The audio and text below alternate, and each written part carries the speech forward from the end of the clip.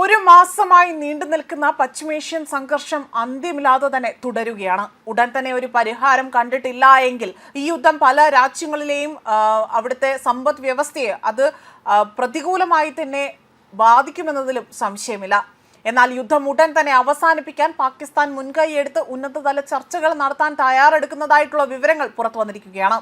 പാകിസ്ഥാൻ സൈനിക മേധാവി ജനറൽ അസീം മുനീർ ആകട്ടെ US പ്രസിഡന്റ് ട്രംപുമായി തന്നെ ഈ വിഷയം പലതവണ ചർച്ച ചെയ്തതായി തന്നെ വാർത്തകൾ പുറത്തു വന്നിരുന്നു. ഇറാനുമായുള്ള സമാധാന ചർച്ചകൾക്ക് മുന്നോടിയായി തന്നെ അമേരിക്ക തയ്യാറാക്കിയ 15 നിർദ്ദേശങ്ങൾ ഇറാൻ പ്രസിഡന്റ് പെസൻഷ്കിനാണ് കൈമാറിയതെന്നതായിരുന്നു ജനറൽ അസീം മുനീർ വ്യക്തമാക്കിയത്.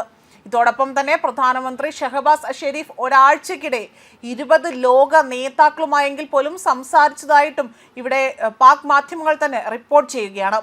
സൗദി അറേബ്യയിലെ Faisal bin Farhan Al Saud രാജകുമാരൻ, തുർക്കിയിൽ നിന്ന് മറ്റ് വ്യക്തികൾ, ഈജിപ്തിലെ പ്രതിനിധീകരിച്ചുകൊണ്ട് ബദർ അബ്ദുലാറ്റി എന്നിവരാണ് ഇപ്പോൾ തലസ്ഥാനമായ അതായത് പാക് തലസ്ഥാനമായ ഇസ്ലാമാബാദിൽ ചർച്ചകൾക്കായി എത്തുന്നത്. അതേപോലെ പാകിസ്ഥാൻ ആകട്ടെ ഈ ചർച്ചയ്ക്ക് മധ്യസ്ഥത വഹിക്കുന്നതിന് പിന്നിൽ ആഭ്യന്തരവും നയതന്ത്രപരവുമായ കാരണങ്ങൾ ഉള്ളതായിട്ടാണ് കരുതപ്പെടുന്നത്. യുദ്ധം നീണ്ടുപോയാൽ അത് പാകിസ്ഥാനിൽ സംഘർഷങ്ങൾ വർദ്ധിപ്പിക്കാൻ കാരണമായേക്കുമെന്നും നിലവിലെ ഇന്ധന വിതരണം തടസ്സപ്പെടുന്നതിനും വലിയ പ്രതിസന്ധി നേരിടാനും സാധ്യതകൾ കൂടുതലാണ്. ഇതെല്ലാം ഭയന്നുകൊണ്ടാണ് ഇത്തരത്തിൽ യുദ്ധം നീണ്ടു നിന്നാൽ ഇതിനോടകം തന്നെ സാമ്പത്തിക പ്രതിസന്ധി കൂടുതൽ ദയനീയമാകുമെന്ന വിലയിരുത്തലിന്റെ അടിസ്ഥാനത്തിലാണ് പാകിസ്ഥാൻ ഇത്തരമൊരു രീതിയിൽ ചർച്ചകൾക്കായി തന്നെ മുൻകൈ എടുത്തിരിക്കുന്നത് എന്നതാണ് മറ്റൊരു വിലയിരുത്തൽ. അഫ്ഗാനിസ്ഥാനിലെ താലിബാൻ ഭരണകൂടവുമായി നേരിട്ടുള്ള സംഘർഷത്തിൽ ഏർപ്പെട്ട സമയത്താണ് ഇറാൻ പ്രതിസന്ധി പരിഹരിക്കാൻ പാകിസ്ഥാന് ശ്രമം, അതായത് ഇത്തരത്തിൽ പാകിസ്ഥാൻ ഒരു ശ്രമം നടത്തുന്നതെന്നത് വളരെ കൗതുകകരമായ ഒരു കാര്യം തന്നെയാണ്.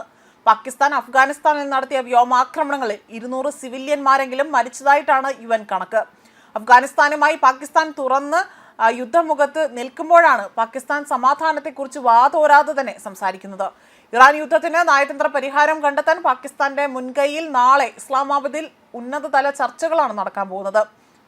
സൗദി അറേബ്യ, തുർക്കി, ഈജിപ്ത് എന്നീ രാജ്യങ്ങളിലെ വിദേശകാര്യ മന്ത്രിമാരാണ് ഈ 2 ദിവസം നീണ്ടു നിൽക്കുന്ന ചർച്ചകളിൽ പങ്കെടുക്കുന്നത്.